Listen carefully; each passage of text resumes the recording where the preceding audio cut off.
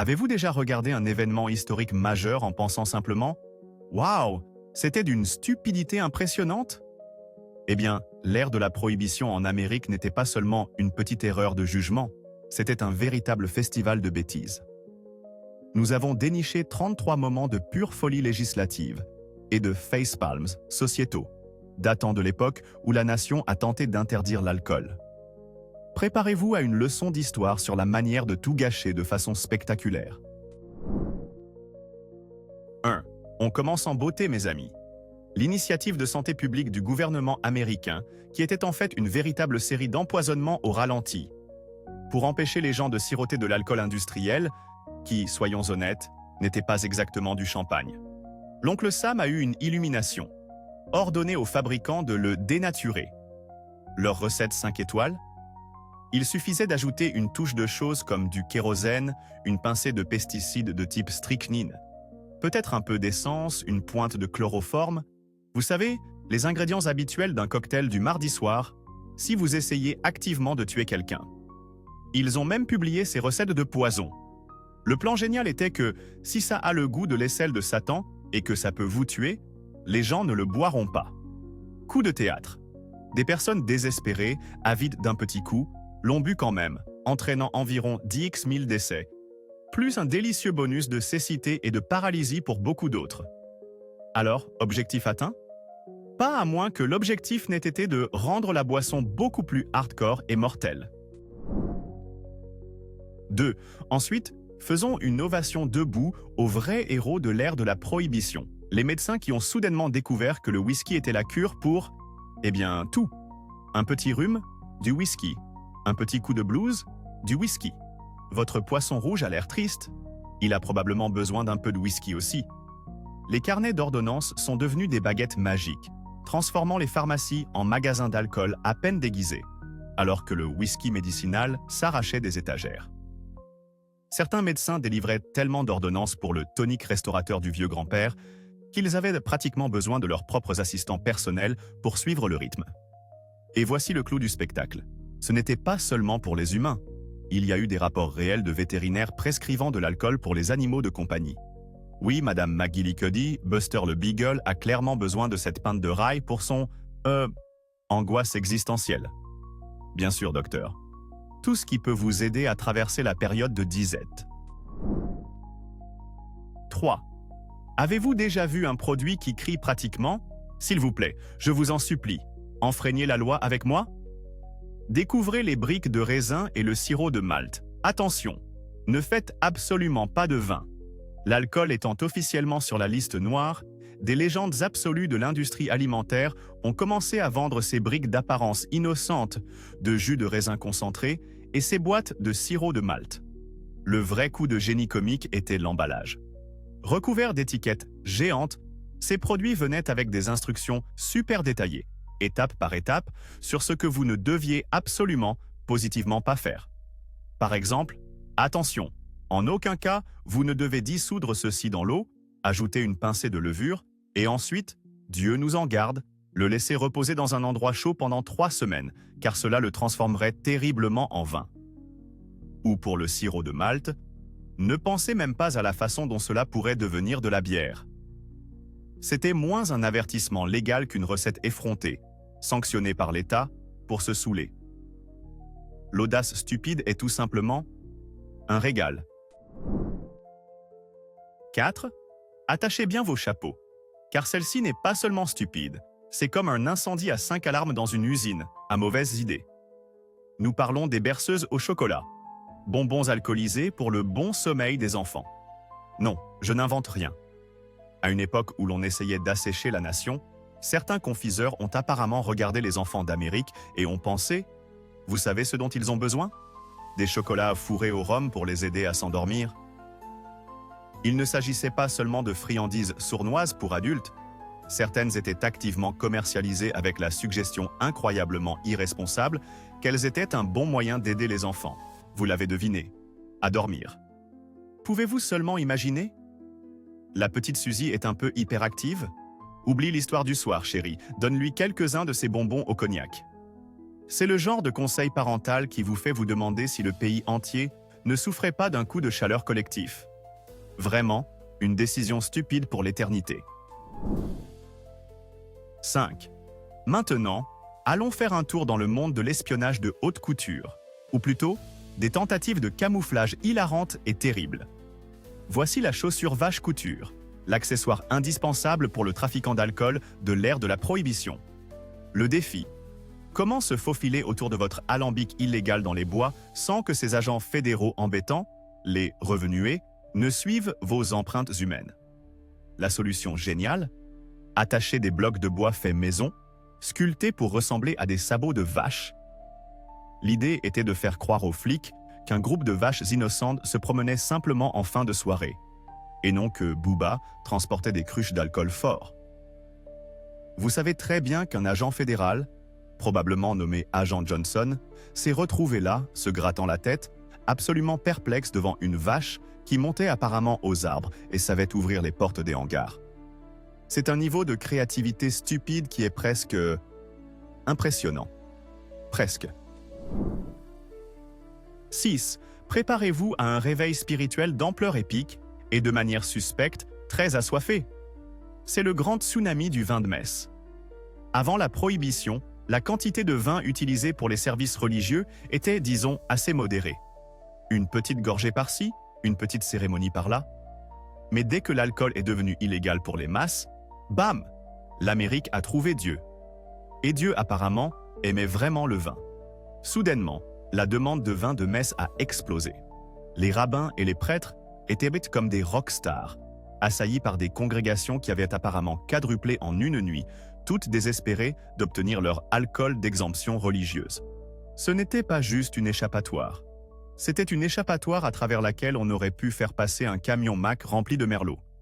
Il s'avère que le moyen le plus rapide de rendre une nation incroyablement dévote est de lui dire que c'est la seule façon légale d'obtenir une boisson. Amen à cela, je suppose. 7.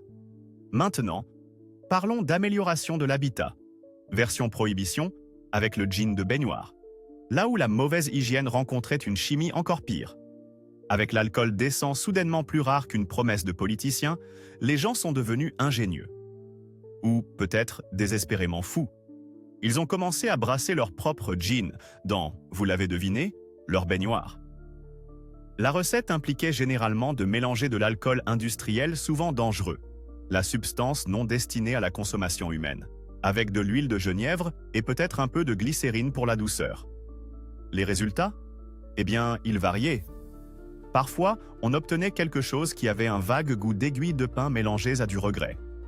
D'autres fois, on obtenait un cocktail qui pouvait entraîner la cécité ou d'autres problèmes de santé graves.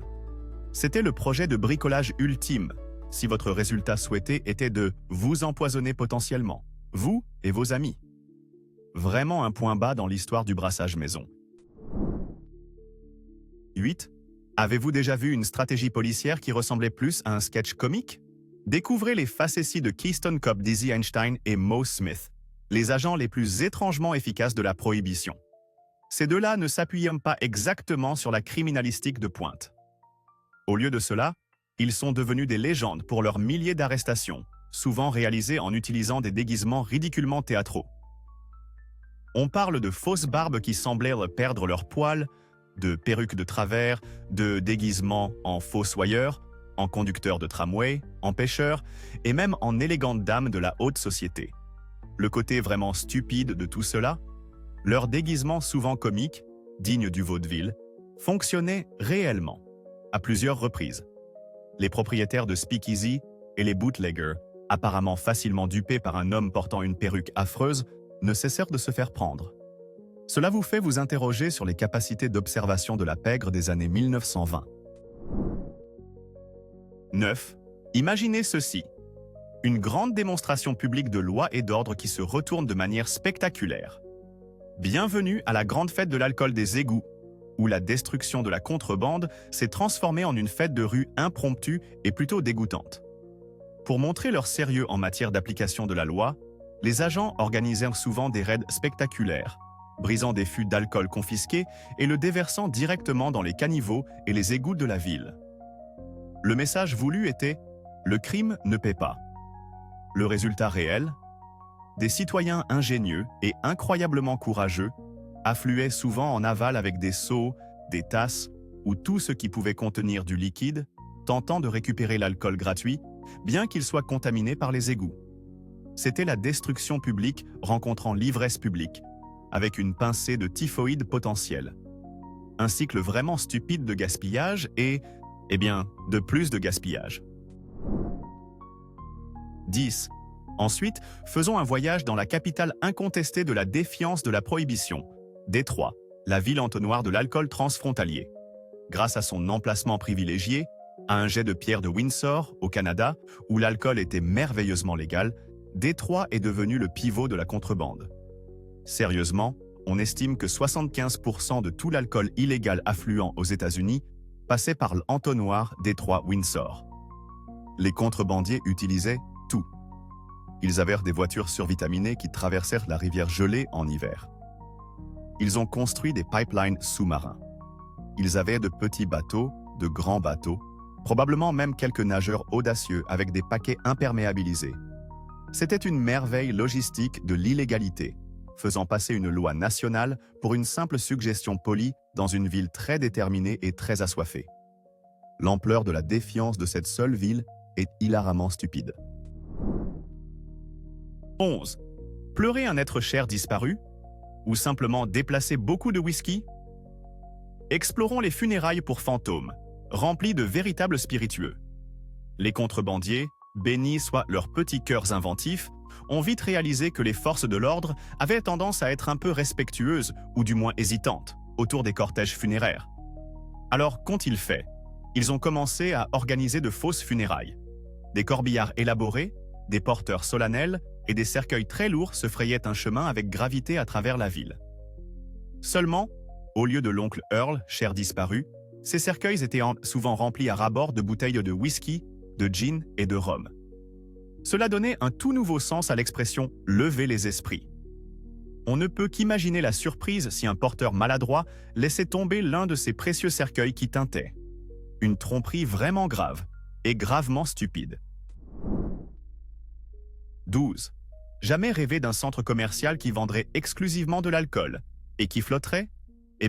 Pendant la Prohibition, ce rêve est devenu réalité avec la Rum Row, le centre commercial flottant d'alcool des eaux internationales.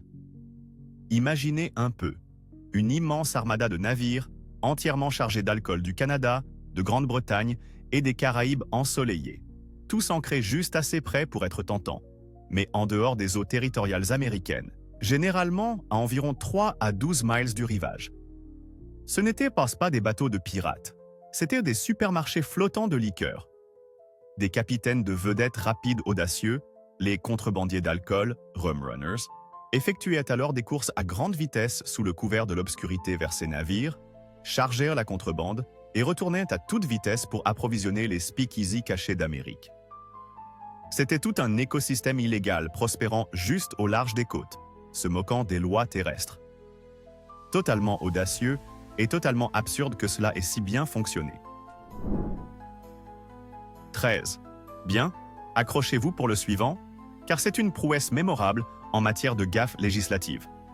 Nous parlons du seul amendement constitutionnel, tellement nul qu'ils ont appuyé sur Ctrl+Z. Pensez-y. La Constitution américaine est une affaire plutôt importante, n'est-ce pas? L'amender est une affaire sérieuse. Pourtant, le 18e amendement, celui qui nous a apporté le glorieux chaos de la Prohibition, détient la distinction unique et profondément embarrassante d'être le seul amendement jamais abrogé. Ils ont littéralement dû adopter un autre amendement, le 21e, juste pour dire « D'accord, notre erreur, cette histoire de pas d'alcool du tout, était une idée d'une stupidité monumentale. Faisons comme si cela n'était jamais arrivé. » C'est comme écrire une mauvaise suite à un film adoré et devoir ensuite sortir un autre film qui efface la suite de la chronologie. Le summum de la bourde gouvernementale. 14. Avez-vous déjà rêvé de faire une croisière qui n'irait absolument nulle part, mais qui promettait quand même un moment inoubliable? Bienvenue à bord des croisières de la Prohibition vers nulle part, mais directement au paradis de l'alcool. Des entrepreneurs astucieux ont trouvé une échappatoire merveilleusement stupide dans la loi. les navires embarquaient des passagers enthousiastes et partaient dans des ports américains. Leur destination? Juste quelques miles au large, au-delà de la limite territoriale des États-Unis.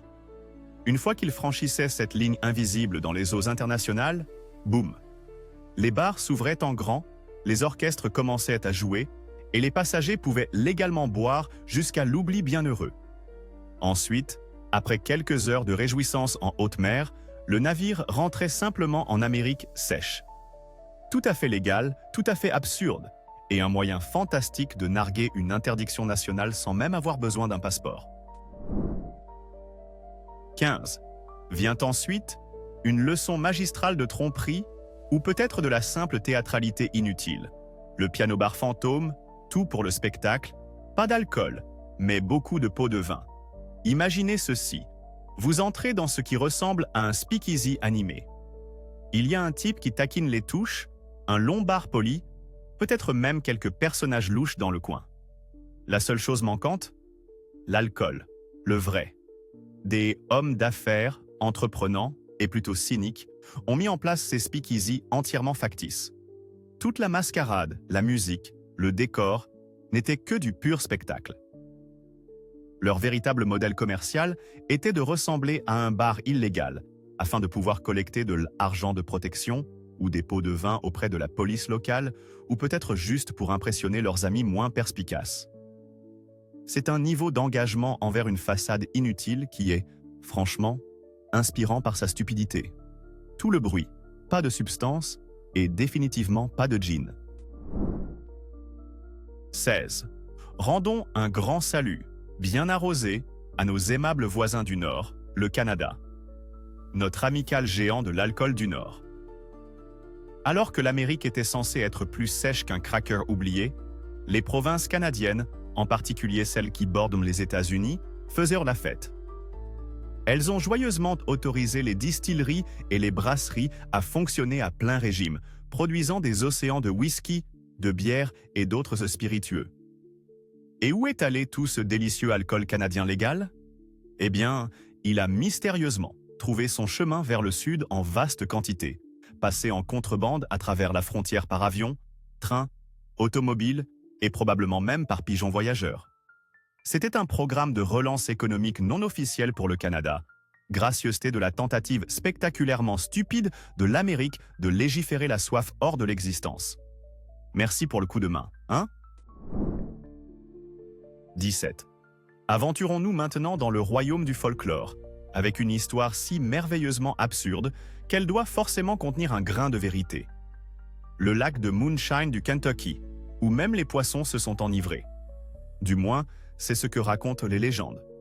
Dans les collines et vallées reculées du Kentucky, au lieu de la distillation illégale, les histoires abondent de lacs entiers ou de grands étangs isolés utilisés comme système de refroidissement massif et improvisé pour les alambics de Moonshine, ou même comme lieu de déversement pour l'excès de produits ou les preuves lorsque les agents du fisc se rapprochaient trop.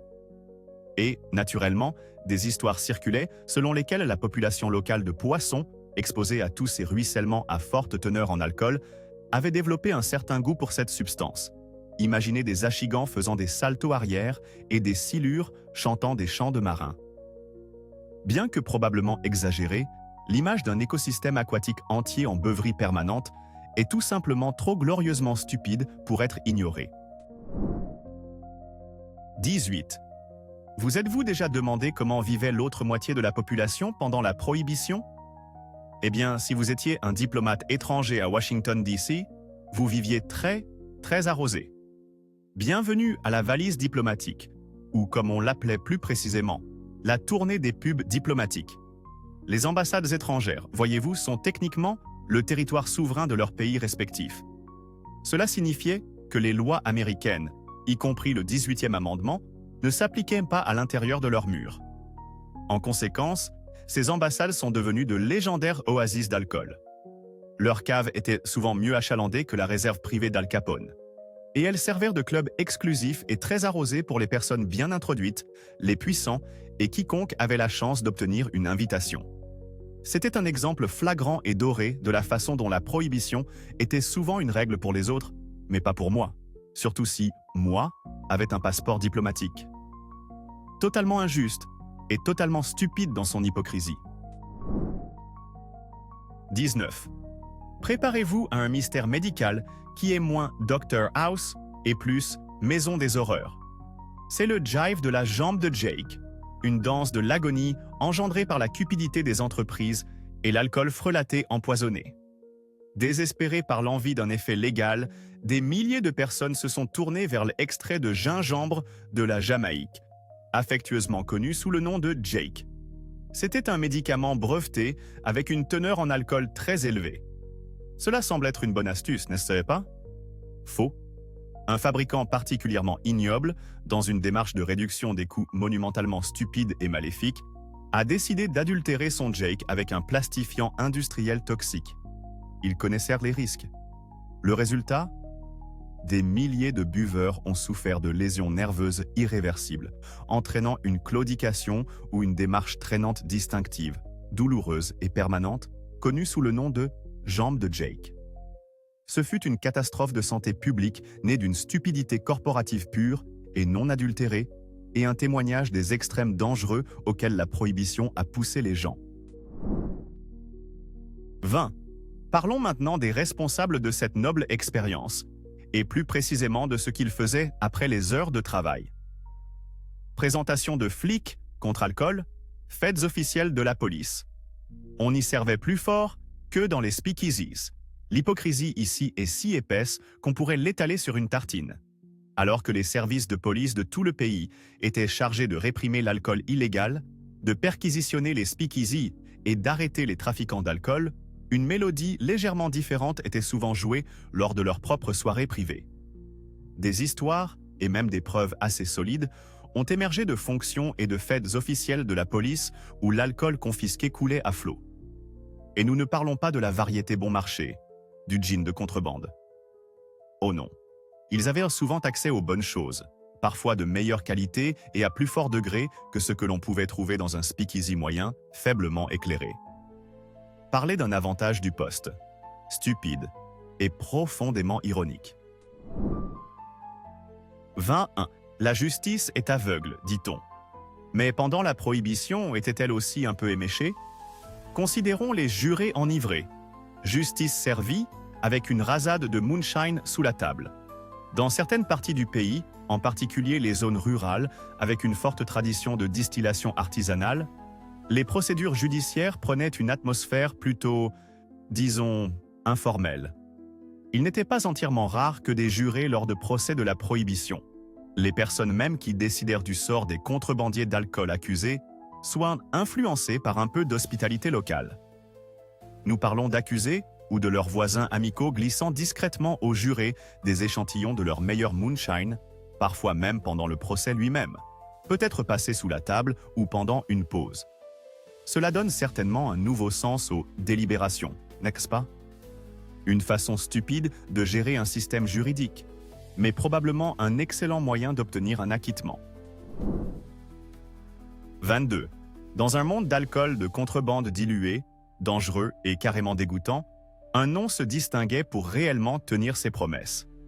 Découvrez The Real McCoy, où votre nom de marque illégale signifiait littéralement « Ce truc ne vous rendra pas aveugle ». Le capitaine William McCoy était un légendaire contrebandier de rhum, et ce qui l'a rendu célèbre était incroyablement simple, mais révolutionnaire pour l'époque. Il n'a jamais adultéré son alcool. Il ne le coupait pas avec de l'eau. Il ne le mélangeait pas avec des produits chimiques industriels. Il vendait des spiritueux purs, non adultérés. Son alcool était si constamment de haute qualité et, surtout, sûr que The Real McCoy est rapidement devenu une expression populaire, une référence signifiant tout ce qui est authentique, véritable et de première qualité. Il est hilarant d'ironie que, dans une ère définie par une loi contre l'alcool, le plus grand éloge que vous puissiez faire à quelque chose était de le comparer à un produit illégal vendu par un criminel notoire. Bête, mais aussi une sorte de marketing génial. 23. Prenons un instant pour apprécier le chaos pur et simple de la chimie amateur avec la stupidité explosive des opérations de distillation clandestine amateur. Tous ceux qui essayaient de brasser de l'alcool illégal pendant la prohibition n'étaient pas des distillateurs chevronnés avec des générations de secrets de famille. Oh non. Beaucoup étaient des amateurs enthousiastes, mais dangereusement inexpérimentés, installant des alambics de fortune dans leur sous-sol, leur hangar ou au fin fond des bois. Ces engins, souvent assemblés à partir de pièces de rechange et d'une prière, étaient notoirement instables. Le résultat? De fréquentes et spectaculaires explosions et incendies. Ce n'étaient pas de simples petits incidents. Ils pouvaient éraser des bâtiments, causer de graves blessures ou même tuer l'apprenti distillateur clandestin. Cela ajoutait une toute nouvelle couche de danger à l'acquisition d'une boisson, transformant un simple désir de boire un coup en un pari potentiellement mortel. Bête, dangereux et probablement très bruyant. 24. Lorsque votre produit principal devient illégal du jour au lendemain, que doit faire une entreprise brassicole massive? Pivoter, les amis, pivoter. Même si ce pivot mène à des produits vraiment déroutants. Bienvenue au cirque de survie d'Anheuser-Busch, de la quasi-bière au éléphant de verre déconcertant? Pour rester à flot pendant les années de prohibition, les grandes brasseries comme Anheuser-Busch ont dû faire preuve de créativité. Elles produisaient en masse des boissons à base de céréales, alias quasi-bière, aussi excitantes que ça en a l'air, et plus astucieusement, du sirop de malt, ostensiblement pour faire du pain, mais tout le monde en connaissait le véritable but. Elles fabriquaient aussi de la levure, de la crème glacée, et, dans un mouvement qui perplexe encore les historiens et les étudiants en marketing, une gamme de produits purement décoratifs et non alcoolisés, y compris, oui, des éléphants en verre. Parce que quand l'Amérique a soif de bière, évidemment la meilleure chose que vous puissiez leur offrir est un pachyderme en verre fragile. Une tentative vraiment stupide, mais étrangement charmante pour maintenir l'activité. 25. Maintenant, une histoire d'hypocrisie si effrontée qu'elle est presque admirable par sa pure audace. Revoyons le contrebandier de Capitol Hill qui maintenait le Congrès enivré, littéralement à l'intérieur des couloirs du Congrès. Pendant près d'une décennie, un homme nommé George Cassidy, surnommé affectueusement l'homme au chapeau vert, a géré un service de livraison d'alcool très réussi et remarquablement ouvert. Ses principaux clients, les mêmes membres du Congrès et sénateurs américains qui rédigeaient, débattaient et votaient les lois rendant l'alcool illégal pour tout le monde. Cassidy faisait ses tournées dans les bâtiments de bureaux de la Chambre et du Sénat, prenant les commandes et livrant la marchandise. C'est un exemple frappant de « les règles pour toi, mais pas pour moi ». Les législateurs qui étaient censés faire respecter la prohibition étaient, dans de nombreux cas, secrètement ou pas si secrètement, en train de profiter de ces fruits défendus. Bêtes, duplicites et profondément désillusionnants. 26. Quand on ne peut pas passer par-dessus ou autour de la loi, il faut parfois passer en dessous. Littéralement. Voici le grand système de tunnels de contrebande, de la cave d'une église. Les contrebandiers étaient on ne peut plus ingénieux, et leur ingéniosité pour contourner la prohibition ne connaissait que peu de limites. Dans un exemple particulièrement mémorable, et sans doute sacrilège, de cette créativité, des histoires ont émergé de systèmes de tunnels élaborés en cours de creusement. Ce n'étaient pas de simples petits passages, certains étaient d'importants exploits d'ingénierie. Et leur point de départ? Parfois des entreprises apparemment innocentes, ou dans un conte légendaire dont on chuchote encore, depuis la cave d'une église. Imaginez un sol sacré au-dessus, des spiritueux illicites coulant en dessous, le tout pour transporter secrètement de l'alcool de contrebande vers des points de distribution cachés ou des speakeasy. C'est un niveau de dévouement à la désobéissance stupide d'une portée presque biblique. 27. Si vous allez enfreindre la loi, pourquoi ne pas le faire avec un peu de diversion religieuse? Parlons de la contrebande avec une prière, et parfois d'une bouteille cachée dans une Bible évidée. Certains des contrebandiers les plus astucieux ont réalisé que les agents des forces de l'ordre, même les plus endurcis, avaient tendance à hésiter un peu à fouiller minutieusement des individus habillés en ecclésiastique ou des véhicules ornés de symboles religieux. Alors, ils ont adopté le déguisement. Des hommes habillés en prêtres ou en pasteurs, des femmes en nonnes, tous avec la mission solennelle de transporter de l'alcool de contrebande. Parfois, leur texte sacré était littéralement évidé pour dissimuler une ou deux flasques. C'était une tactique astucieuse, bien que moralement discutable, qui fonctionnait souvent, prouvant qu'un col clérical pouvait être un camouflage étonnamment efficace pour une activité criminelle. De saints spiritueux, en effet, bêtes, mais indéniablement astucieux. 28. Avez-vous déjà lu un ensemble d'instructions si plein de lacunes qu'il ressemblait plus à une suggestion? C'était la loi Volstead, une leçon magistrale sur la façon d'écrire une loi qui ne demande qu'à être enfreinte. C'était la législation conçue pour réellement appliquer le 18e amendement. Le problème? Elle a été rédigée avec tant de lacunes, de définitions vagues et d'exceptions flagrantes qu'elle était moins une interdiction étanche qu'une passoire. Il y avait des dispositions pour l'alcool médicinal, qui, nous l'avons vu, était hilarement détourné. Il y avait des exceptions pour le vin de messe. Et, peut-être le plus célèbre, elle permettait aux individus de fabriquer du cidre et des jus de fruits non enivrants exclusivement pour leur usage domestique. Jusqu'à 200 gallons par an et par foyer. Devinez combien de personnes sont soudainement devenues des fabricants avides de jus de fruits dont les concoctions se sont avérées fermentées? Une loi stupide, facilement exploitable dès le départ. 29. Imaginez une forteresse conçue non pas pour garder des objets de valeur à l'intérieur, mais pour empêcher le poison d'entrer, ou plutôt, pour s'assurer que le poison y entre. Bienvenue à Fort Knox pour le poison, la garde des usines de dénaturation de l'alcool. Les installations industrielles où l'alcool était officiellement mélangé à de charmantes toxines, comme le méthanol pour le rendre imbuvable, sont devenues, ironiquement, des zones de haute sécurité. Pourquoi une garde aussi lourde? Parce que les contrebandiers essayaient constamment de les infiltrer.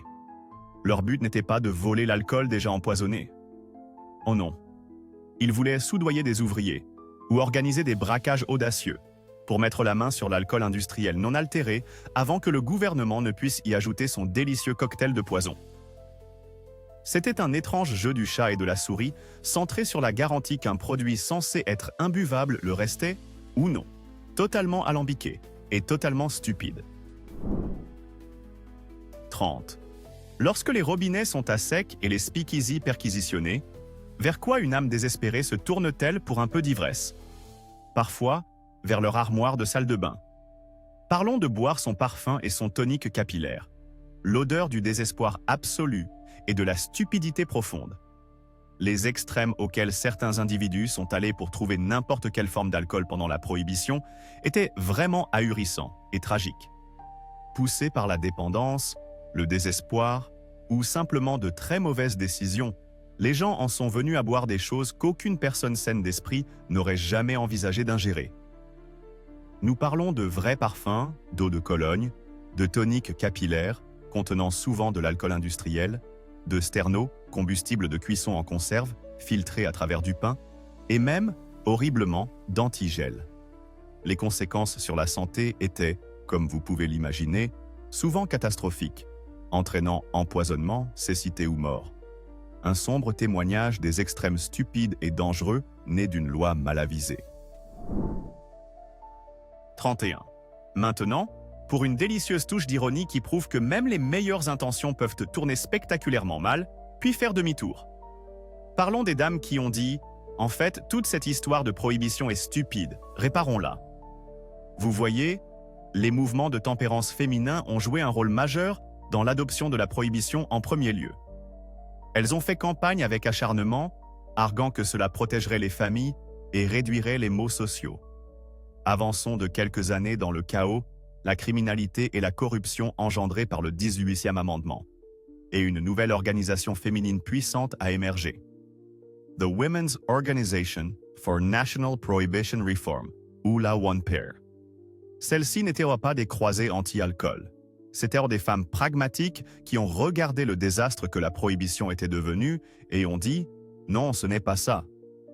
Elles ont argumenté avec force que la loi était un échec catastrophique, engendrant plus de criminalité, plus de corruption et un profond irrespect pour la loi elle-même.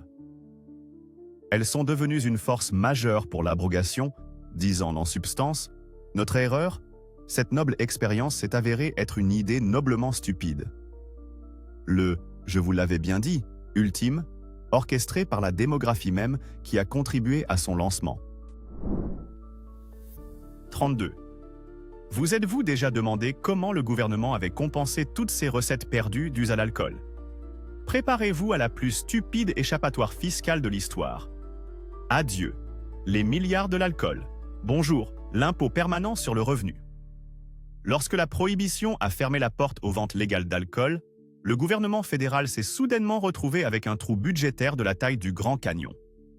Toutes ces belles taxes d'accise sur la bière, le vin et les spiritueux, disparues, évaporées. Pouf! Alors, quelle fut leur solution brillante et à long terme pour combler ce gouffre financier béant et financer la nation? Ils ont décidé d'étendre massivement et de rendre permanent l'impôt fédéral sur le revenu, relativement nouveau et auparavant beaucoup plus modeste pour tous les Américains. C'est exact.